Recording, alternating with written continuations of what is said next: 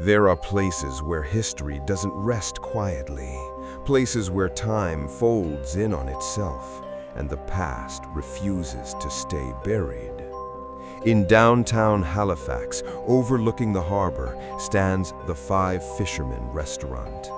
Elegant, historic, renowned. But long before it served fine dining, this building served something else entirely: death. Welcome to Northern Nightmares. Tonight, we're inside one of Canada's most quietly haunted locations, a place where the lights don't stay off, where footsteps echo after closing time, and where staff eventually learn something important. You are never alone here. The Five Fishermen occupies a structure that once functioned as a mortuary, a funeral home, and a temporary holding space for the dead, including victims of Halifax's darkest tragedies. And those who work here say the building remembers everything. Staff describe glasses launching themselves from shelves, cutlery shifting, then falling, sinks turning on and off by themselves, sometimes multiple taps at once. Not malfunctioning, not leaking, responding. These things happen so often now that many employees barely react anymore. That's how it starts: normalization. One server recalls closing late one night, absolutely certain he was alone. As he checked the lights near the salad bar, he heard it. The swinging kitchen doors opened, then closed.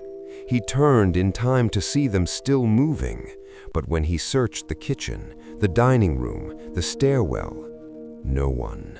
No exit triggered, no footsteps, no explanation, just the sense that someone had passed through. Another employee tells a story she refuses to revisit.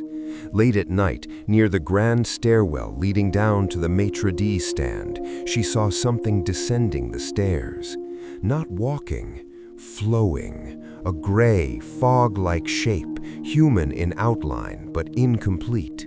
It didn't rush, it didn't acknowledge her. It simply moved downward as if it had done so countless times before. She didn't follow, she didn't wait, she left.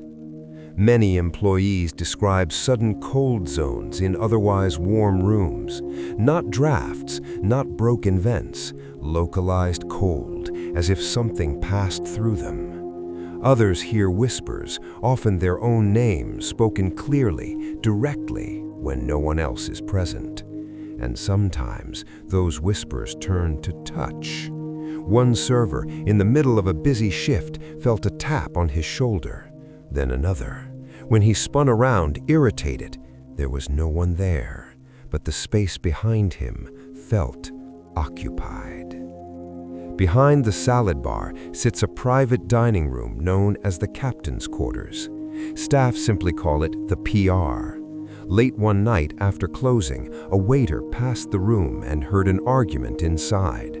A man, a woman, angry, urgent. When he entered, the voices stopped. The room was empty. Another night, a server alone saw someone enter the PR. Relieved she hadn't locked a guest inside, she followed. The room was empty. The door had never opened. There is no other exit. At exactly 3 p.m., a young employee was setting up the salad bar. He heard a loud crash. An ashtray shattered on the floor. As he stood up, he caught movement in the mirror. Behind him, an elderly man, tall, long gray hair, a long black coat, outdated, heavy.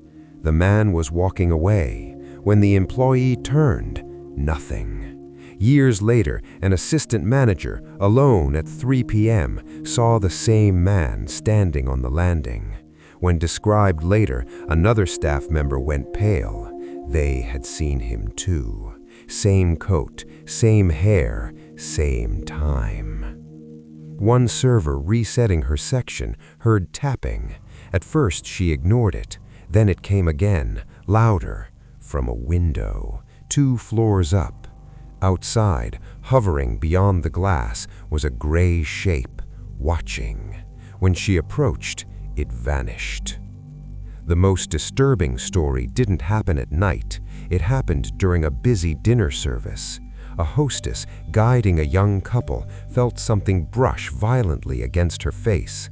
When she returned, her supervisor stared. There was a red handprint on her cheek, as if she'd been struck, but no one had touched her, not physically. Some say the spirits here are playful, mischievous, harmless. But buildings like this don't play. They observe, they remember, and they interact only when they choose to. So, if you ever dine at the Five Fishermen restaurant and you hear a crash or feel a presence just behind you, don't turn around too fast. And whatever you do, don't assume you're alone.